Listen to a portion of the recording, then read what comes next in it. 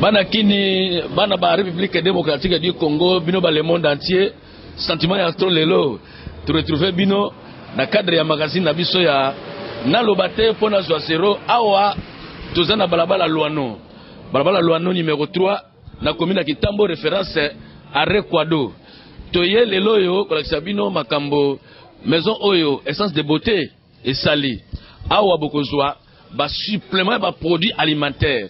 Ba supplément ya 2 fois te soza ko sa ilango pona ko lia pona ko mela pona nzoto ezala ba savon ezala ba crème ezala nini bandeko ezali tout nakati awawa po suna yo ekoma sembe ekoma ngebu atozala ba tâche ekanga yo partout ba produit oza awa so sa ilango ozongi kwa bébé po se komi elengi et moi to ekutana na mama Rose patantus awawa afin que tu peux cela.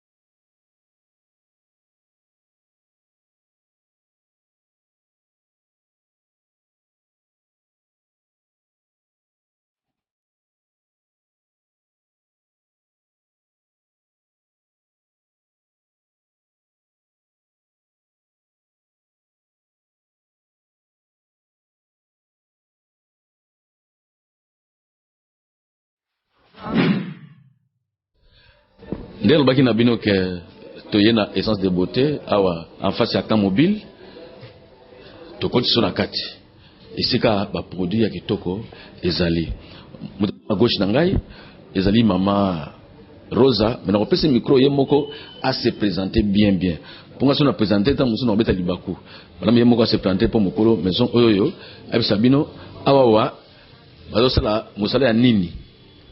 Maman, bonjour. Bonjour. Alors, dans l'Ingé, on s'est présenté et belé à millions de personnes à travers le monde. Au Bissabango, Awa, Tozawapi, et puis, Moussanini, et Salimaka, Awa Nakati, Yozanani. Nyosuna, expliquez bana le monde de Bayoka. Angal Naza, moi je m'appelle Rose Paranto. Naza, canadienne congolaise, d'origine congolaise. Et puis ça fait presque 13 ans je suis au Canada. Et puis ngana en tout cas na lobaki nako vanda boete na croiser maboko na bi jamais. Nde na lobaki nazoki na nini oyo pona memela bande konanga na Kinshasa eloko ebengami produit naturel o babingi essence de beauté. Yeah. Merci maman, mais ibisa biso yo sikoyo yo nani amemaki yo pour découvrir essence de beauté ba produit oyoyo. En tout cas, c'était une Ghanéenne na Canada kaka. Era mona kipona ngai baby nde mutu apesa kinga adresse à New York. Et moi aussi, je suis venu voir Rosie à New York. Et puis Rosie m'a accueilli avec deux mains ouvertes.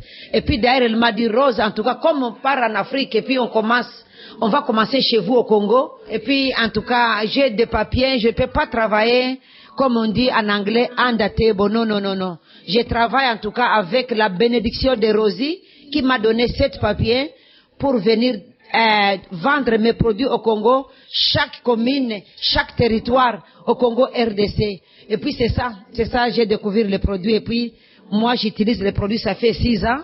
Et puis quand Rosie fait ses produits à New York, et mon mail m'appelle, elle m'appelle, et puis je vois comment elle fait ses produits. En tout cas, ce sont des bons produits naturels, à la base des fruits, et puis on mélange aussi des légumes avec des huiles essentielles.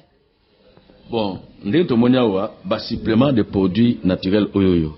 Ezaka pona ko nini ba crème pona ko pakona nzoto to kisi pona ko mela lokola ba comprimé to ezarande nini? En tout cas, moi je peux pas dire que c'est pas essence de beauté ezali comprimé. Ce n'est pas le comprimé, non. Essence de beauté ezali crème. Toza na crème babengi collagène, une crème qui rajeunit la peau. Même si tu as beaucoup de rides par-ci par-là. Moi j'avais des